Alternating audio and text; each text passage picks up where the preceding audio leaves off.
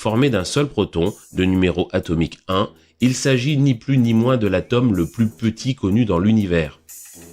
La molécule de dihydrogène comporte deux atomes d'hydrogène dont la liaison, dite covalente, est due à un partage d'électrons. Cette molécule est, de fait, l'une des plus petites connues. Cette propriété a l'effet suivant: quelles que soient les conditions de son stockage et de son transport, à moyen ou à long terme, les fuites de dihydrogène sont inévitables. Bien que considéré inoffensif pour l'homme, ce gaz ne l'est malheureusement pas pour l'environnement. Et loin s'en faut. Le premier problème est dû à sa forte persistance.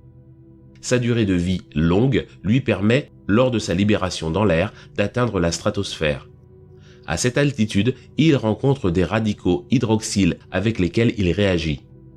Il se produit alors la libération d'hydrogène et d'eau sous forme de vapeur.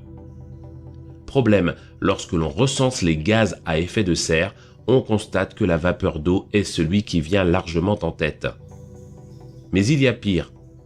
À altitude moindre et en temps normal, les radicaux hydroxyles réagissent naturellement avec le méthane ainsi qu'avec d'autres corps tels que le monoxyde de carbone ou les NOx. Cette réaction naturelle permet de réguler le volume de ces derniers et donc de limiter la production d'ozone troposphérique. Il est important de comprendre que l'ozone troposphérique est également un gaz à effet de serre. Le déficit en radicaux hydroxyles ayant réagi avec le dihydrogène issu des innombrables et inéluctables fuites de ce gaz dans l'atmosphère amène de nombreux scientifiques à la conclusion suivante: à l'issue du processus de remplacement des énergies fossiles par le dihydrogène, une augmentation des températures planétaires par effet de serre devrait être observée. Un rapport issu de l'ONG Environmental Defense Fund et datant de février 2022 chiffrait celle-ci.